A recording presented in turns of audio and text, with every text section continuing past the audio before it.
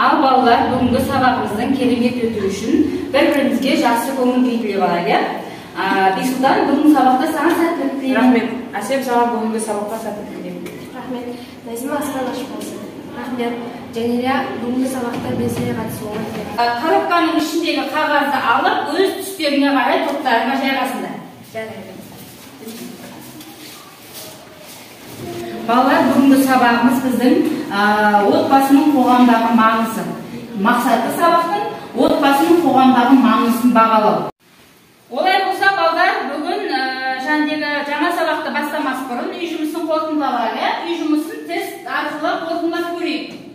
Мемлекеттік нышандар, елжандар, тағдыр, әнұран, ақша, адамдар немесе адамдар жиынтығы дейді. Ту, ертаңға. Жарайды, жақсы. Қоғамды құрайтын әлеуметтік тұрғын жеріне қарай бөлінеді. Ауылдық және қалалық, үлкен және кіші, жастар, әйелдер немесе ерлер. Ауылдық және қалалық. Жарайды, жақсы. Топтың сөздеріне құрайтын сандық мөлшеріне қарай бөлінеді. Топтың өздерін құрайтын сандық мөлшеріне қарай бөлінетін адамдар. Микро және макро. Макро және микро топтар екен, жақсы. Мемлекет қай топқа жатады екен соның ішіндегі? Макро топтар, яғни мемлекет ауқымды мағынаны береді екен, жарайсыңдар балалар. Ал балалар, кішкене ой талқыға кезек берейікші. Отбасында кімдер болуы тиіс дейді?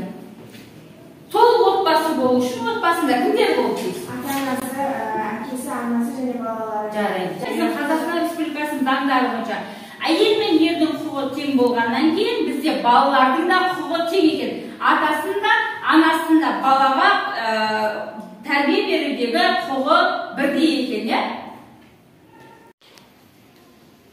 Бала құқығы туралы балалар білеміз, соның жалпылама қорытындылау үшін сендерге жаңа слайдқа қосқан едім. Отбасында баланы тәрбиелеудегі құқығы ата-ананың. Жаңа айтып өткендей, ата-ананың балаға бірдей тәрбие беруге, білім беруге, оны оқытуға жаңағы міндет екен.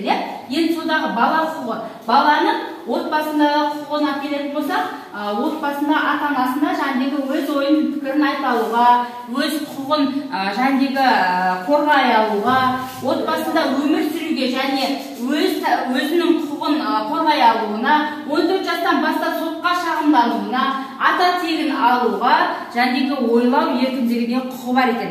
Қазіргі таңда балалар дамыған